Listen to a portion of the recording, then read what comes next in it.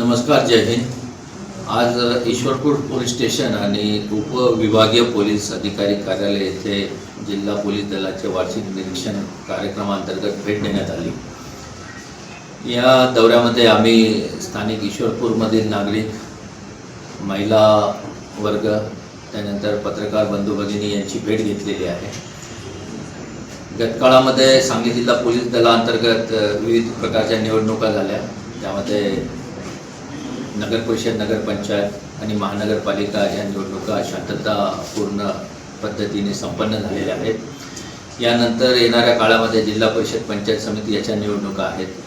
त्यामुळे जिल्हा पोलीस दलांनी चांगलं कार्य केलं, त्याचं कौतुक करण्यासाठी आणि पुढे येणाऱ्या निवडणुकांचे नियोजन करण्यासाठी आज आमची बैठकसुद्धा झालेली आहे। येथील नागरिकांनी आणि महिला वर्गांनी आणि पत्रकारांनी जे काही प्रश्न मांडले त्यामध्ये वाहतुकीचे नियंत्रण आणि नियमन, रस्त्यावरील इंजिनिअरिंग संदर्भातल्या काही अडचणी आहेत त्या दूर करणे, महिला वर्गाला विशेषतः मुलींना आणि अल्पवयीन मुलींना सुरक्षित वातावरण तयार करणे, त्यासाठी आमचे पोलीस पथक, बीट पेट्रोलिंग आणि निर्भया पथक यांची मदत पुरवणे, डिजिटल स्कॅम आणि डिजिटल अरेस्ट, हनी ट्रॅप किंवा विविध ऑनलाईन फसवणुकीचे जे गुन्हे होतात त्याच्यासाठी नागरिकांना मदत करणे, 0 FIR किंवा EFIR ची सुविधा जी नवीन कायद्याअंतर्गत आहे त्याची माहिती देणे, इथे काही अंमली पदार्थाचा व्यापार होतो, यापूर्वी काही कारवाई झाली आहे, ते नवीन काही माहिती प्राप्त करणे, गोपनीय वार्ता घेणे आणि त्यासाठी कठोर कारवाईचे धोरण ठेवणे।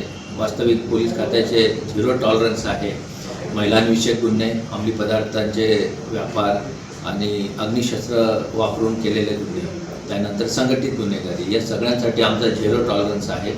आणि अशा कोणत्याही तक्रारी किंवा गोपनीय माहिती असल्यास आपण जिल्हा पोलीस अधीक्षक सांगली आणि डायल 112 येथे त्वरित संपर्क साधून माहिती देऊ शकता।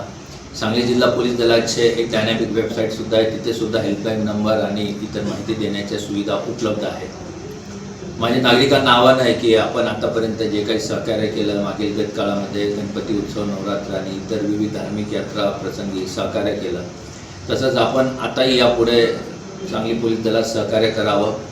डायल 112चा वापर सतत करावा। निर्भीडपणे नागरिकांनी पुढे यावे। अवैध धंदे आणि इतर ज्या काही समाजकंटकांच्या ॲक्टिव्हिटीज आहेत त्याला आळा घालण्यासाठी पोलिसांना सहकार्य करावे। सांगली जिल्हा पोलीस दल आणि संपूर्ण पोलीस प्रशासन नागरिकांसोबत सहकार्य करण्यासाठी कटिबद्ध आहे आणि त्यासाठी आम्ही सगळे आपल्या सतत संपर्कात राहू। आपण आम्हाला मदत करावी। धन्यवाद। जय हिंद।